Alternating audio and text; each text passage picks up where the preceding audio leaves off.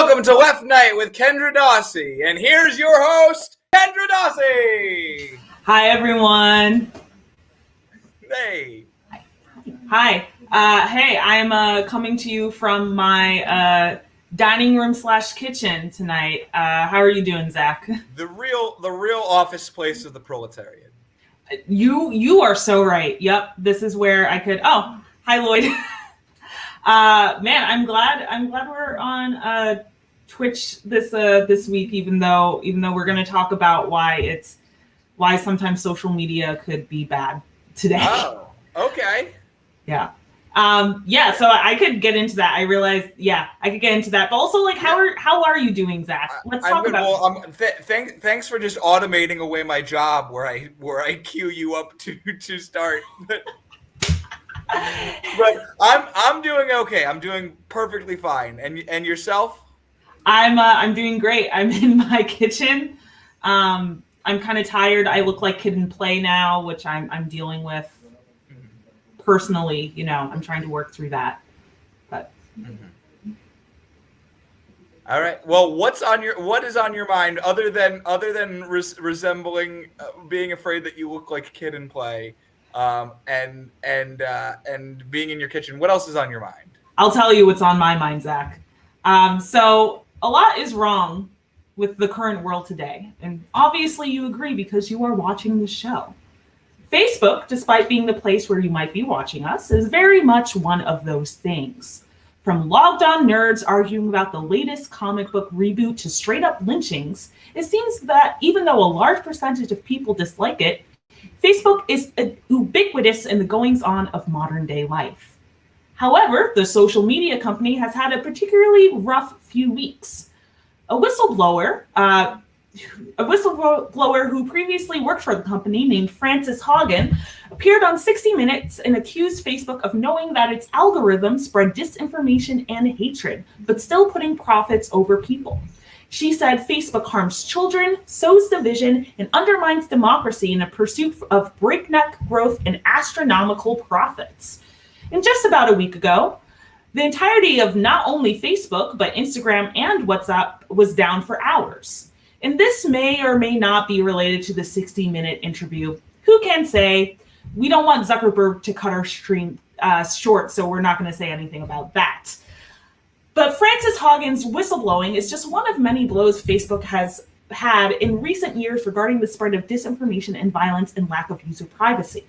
3 years ago, there was the Cambridge Analytica scandal, where the company used personal information taken without authorization in early 2014 to build a system that could profile individual U.S. voters in order to target them with personalized political advertisements.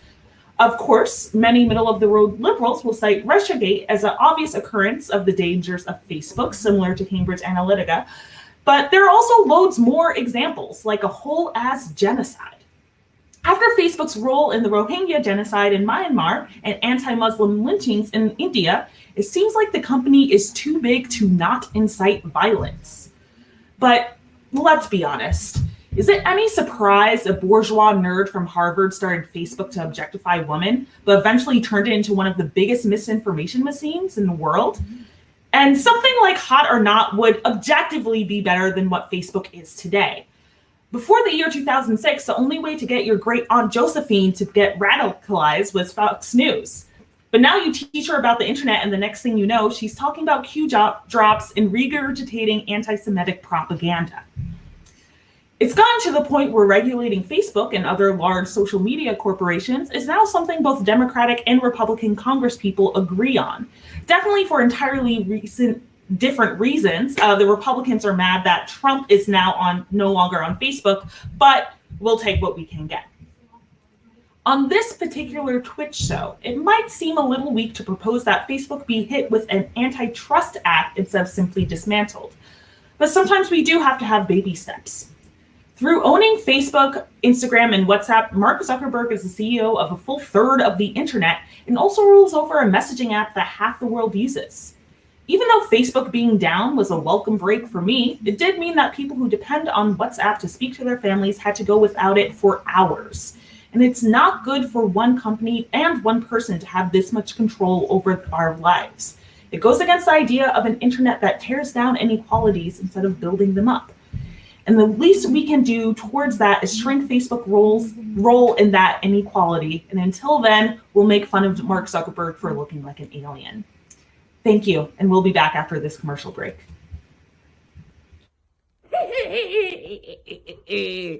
Crypt Keeper here, telling you to tune in 2 weeks for an episode of Left Right on Too Much Dead Studios, starring Kendra Scream and Zach Bones. I'm just kidding. We probably won't do a Halloween episode. Our regular ever episodes are scary enough. So we'll probably just do a normal one. But it'll be fun. You can wear a costume if you want. That'll be funny, right? Like you're sitting at home wearing a costume, watching us. I'm just saying we're not doing a Halloween episode. That's the announcement. Now I want to do a Halloween episode. Also, you're like too good at that voice. I don't like it. I was telling Matt before the show that I've been doing it for the last week. At first, it was very funny to turn everything into a Halloween fun and be the Crypt Keeper. And now I just think that I may be just becoming the Crypt Keeper.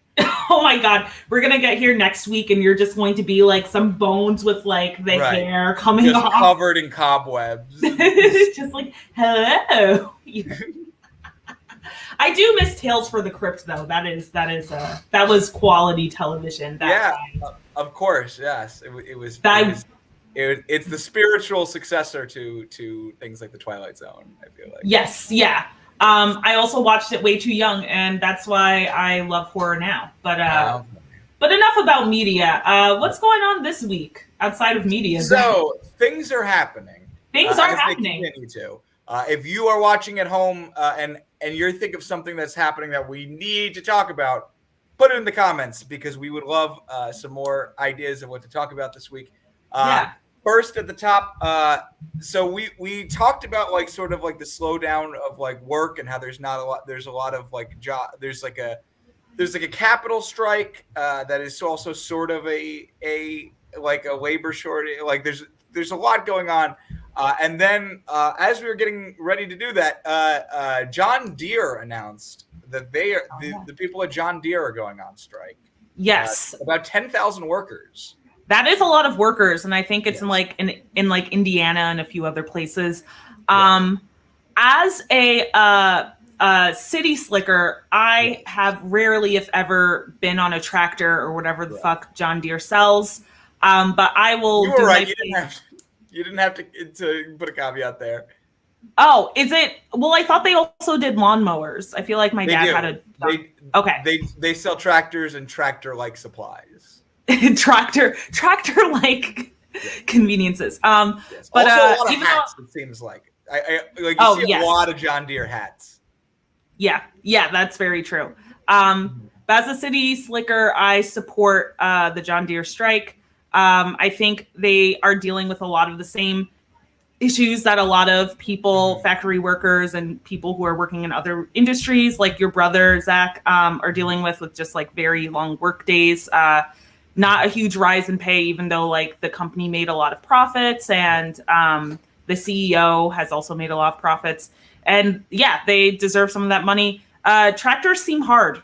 I'm going to trust them with like building and making it. So yeah, support to the John Deere strike workers that went on strike. I think they just did today. And I think there's another group that other than Yahtzee, is it IATSE? Sorry, not Yahtzee. IATSE. Yeah. Sorry.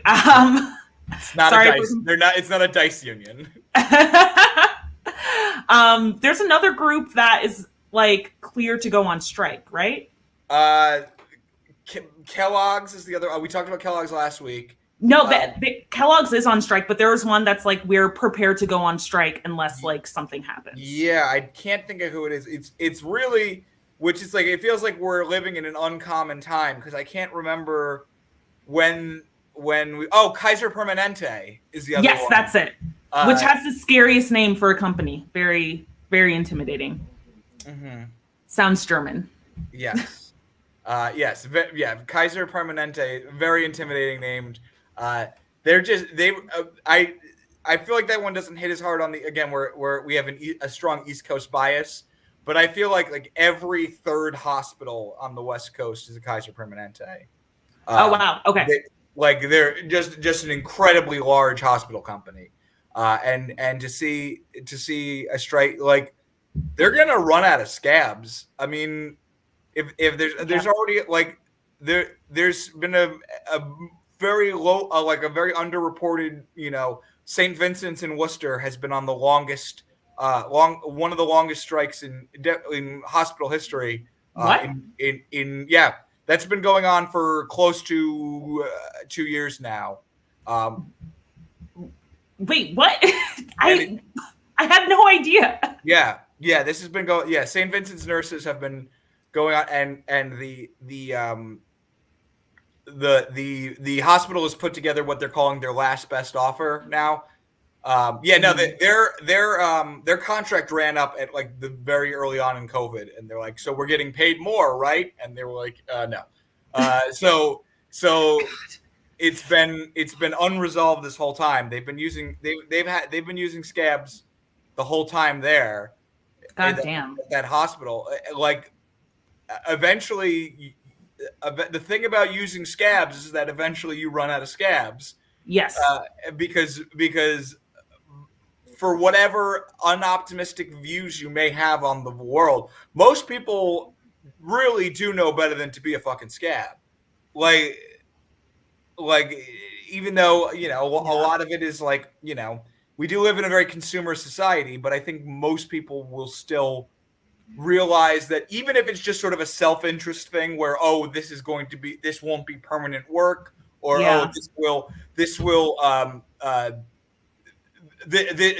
hurt my ability to get work in the future in this industry by scabbing. Like most people know that there are consequences, and so eventually it's going to hit, and especially in a time like this where they can't get people to work jobs where there's no picket line to break. Yes, yeah, that's true.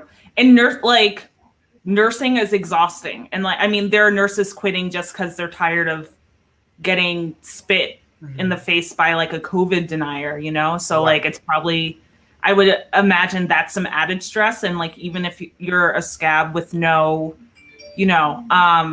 right. There's no like labor, like even if you don't have like a material analysis or labor, you might just be like, I am tired of dealing with COVID.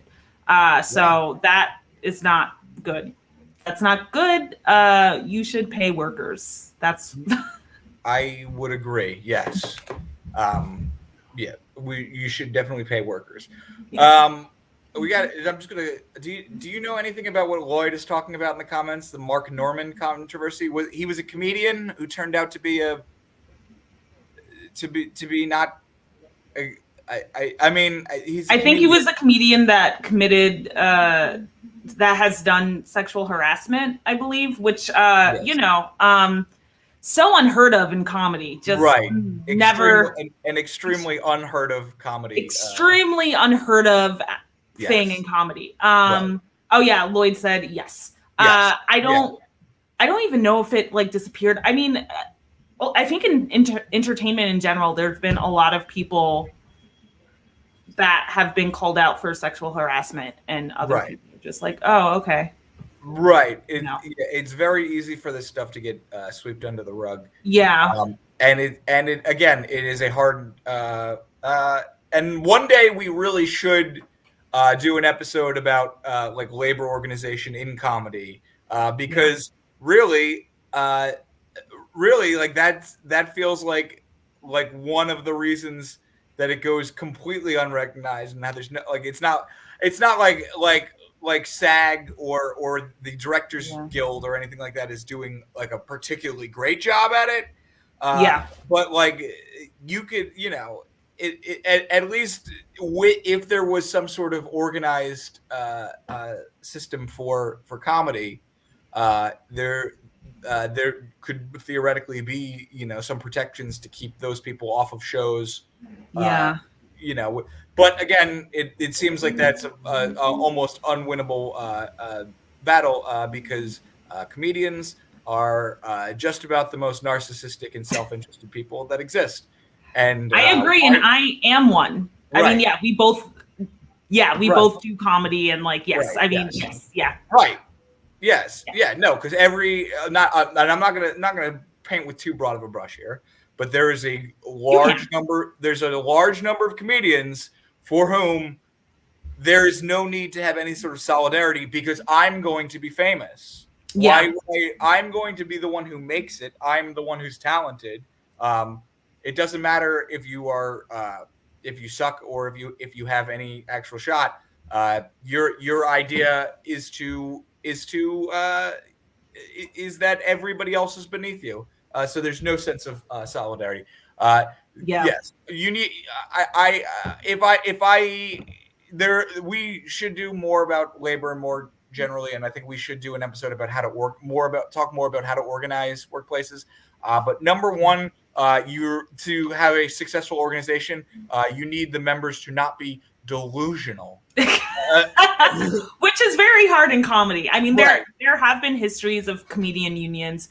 I hope I'm not fucking up my future career by talking about unions, but like, also, you know what you're getting into if you want to hire me. Sure. Potential future comic employer. I don't know. There has been histories of like something similar to comic unions. I think during and there was a strike at the Comedy Store, right? Like in the 80s. Yes. And somebody famous scabbed. I don't want to throw anybody. It might have been Jay Leno. I believe that was the name that was in my head as well. And I didn't want to say anything wrong, but I believe Jay Leno scabbed. Jay Leno, if you didn't scab, how about you come on Left Night and tell us how you did not scab? Yeah. Okay. If you didn't scab, Jay Leno. Yes. And then give us some of your cars. Give us some of your cars and some of your money. Give me a writing gig. Yeah. Okay. I'm tired. I want to write for television. I'm tired of working 5 jobs. No, I don't think he has writers anymore. I think he just has cars now. So we want the cars. He turns the writers into cars. It's like a weird Get Out situation, but just for comedy writers. He was just like, why do I keep trying to write jokes when I can just show off my cars? So it's all cars now. Well, what else is happening other than labor disputes? So, have you followed any of this with Katie Couric? I keep trying to say the name of the instant coffee machine. Katie Couric and her Ruth Bader Ginsburg interview. No. Okay. What is that? What's that about? Okay, so in 2016, and now I'm going to have to pull up the quote. Go ahead. So in 2016, Katie Couric had an interview with Ruth Bader Ginsburg, and in her new memoirs, she pointed out that she cut when she asked RBG about it was 2016, so they asked her about Colin Kaepernick and the players kneeling during the national anthem. Mm-hmm. And the comment that she made about it being, one of them she said it was dumb and disrespectful, and that made it to air. But she was asked by the PR person for the Supreme Court, which fucked up that's the Supreme Court has a PR. Yes. The Supreme Court needs to work on its branding. Yes. They were asked to cut out some of her statements that would make her look out of touch, which if you are deciding the court cases for the United States, maybe that's an important thing for people to know. And so she did cut out from her interview the comment that she said, let me find it here. She said, there's people who kneel during the national anthem are showing, quote, contempt for a government that has made it possible for their parents and grandparents to live a decent life. Okay. Which, first of all, no. There's a huge caveat if you consider that this is being done in the name of racial justice. Whether or not they're, and also very interesting use of words. Oh, your parents and grandparents lived a decent life. Well, okay, what about me? Like, why can't we keep that decent life up? What's going on? Yes. Yeah. Absolutely. Yeah. So she cut it because she said that she was a fan of Ruth. She was an RBG stan or whatever. Whatever have you. And she consulted her good friend, New York Times opinion oaf David Brooks. And David Brooks said she probably didn't understand. Bedbug? Wait, What? is that Bedbug? No, it's not Brett Stevens. Okay, never mind. It's another similarly oafish. He's like the one like I took my friend to an Italian restaurant and she didn't understand the names of the meats. So this is why we're not connecting with poor people or something like that. Like another complete oaf that represents nobody, literally nobody's represented by his opinions. Yeah. But he said she probably didn't understand the question, so it was okay to cut it. But It sounded like she did based on that response. yeah, it sounds like she knows exactly what she was saying, and it was just as heinous as she's on the side that would maybe irk some people who like to buy RBG tote bags. Yeah. But and notorious RBG socks. But there, I'm more than happy to see the reputation of the bad Supreme Court lady turn to dust. Wait, why are people mad? Are people mad about it, or is it just like a thing? I mean, people who people aren't mad at Katie Couric other than maybe like people who think it was journalistic malpractice to allow that to be cut from the interview. Okay, I see that. But I don't think any of the RBG people or the Ruth Conda people are. Ruth Conda is awful. Yeah, I felt bad after I said it too. I've only read it. I've never said it out loud, and now that I've said it, I immediately. Also, my biggest takeaway from this is that the Supreme Court has a PR person. Like, I guess it makes sense, but it's like, okay, if a branch of government has a PR person because they know people won't like it.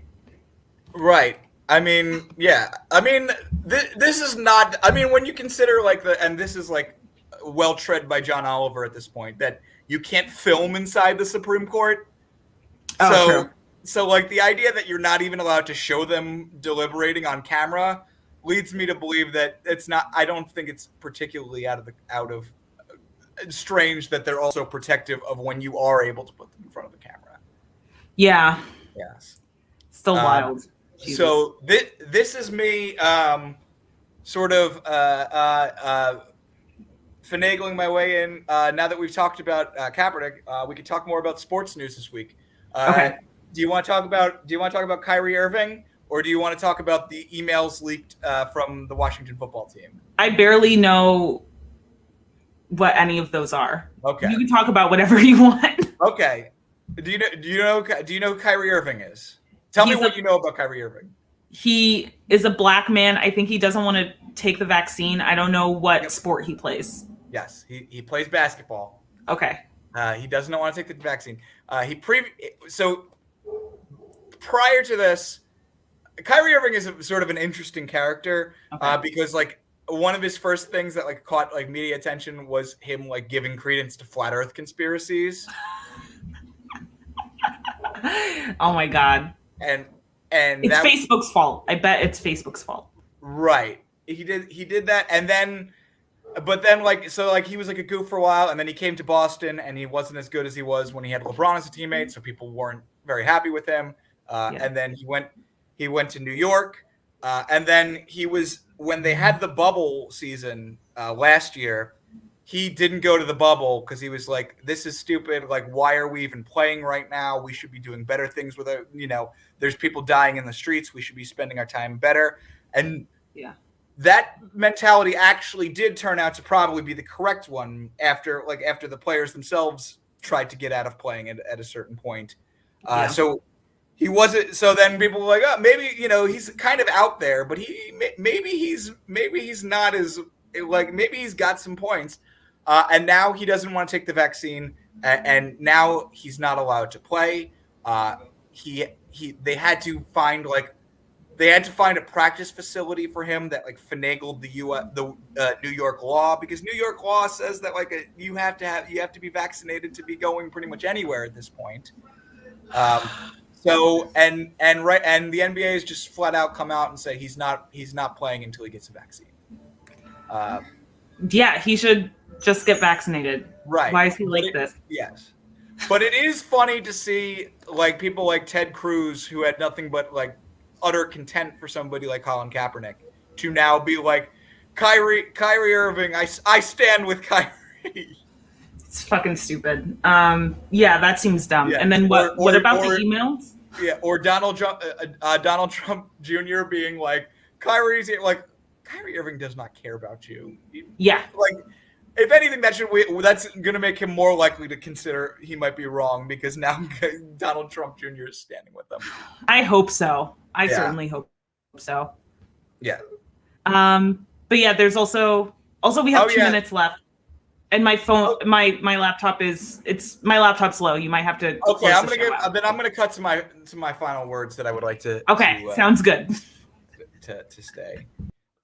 I just want to do a very quick shout out to something that I think is very cool, and maybe some people don't know about them. But community fridges, they're becoming more and more popular, and I think it's about time we mentioned them on this podcast. Basically, what it is it's sort of what it sounds like. It's a fridge and a pantry where people can donate stuff, and then those who need stuff can go get it. It's sort of a leave what you can, take what you need type of scenario. And I think that they're really cool. And I think everybody should be looking up and seeing where the community fridge is in their area, because you may be surprised how close there is one to you. I've just recently been learning about how many are close to me, how many are close to where my girlfriend lives in Somerville. And I think, they will never be able to replace these sort of large the large abundancy of something like a food pantry, and anything that can be bought in bulk is obviously going to get more for your dollar. So you're going to be able to put more towards other people. But community fridges are very easy and nice to do. And they're much more flexible in their hours than food pantries. So they can help people who have weird schedules. And the other cool thing about food pantries is that most of them, as long as you label what's in it and when you made it, you can leave home cooked meals there, the way that you can't leave a home cooked meal in a food pantry. So those can be very helpful to people who maybe are looking for a home cooked meal on when they're in a rough situation. And I just want to give a shout out to something cool and nice. All right. Thank you so much, everyone, for watching. And thank you, Zach. I also want to co-sign what Zach said as someone who works with food access. Like I said, my laptop is about to die. So stick around, watch Quarantine Action Wrestling. Also, there's still a Patreon for 2MB Studios. I know things are kind of back in person, but you know what? If there's another pandemic, if there's COVID-21, we'll still be here. So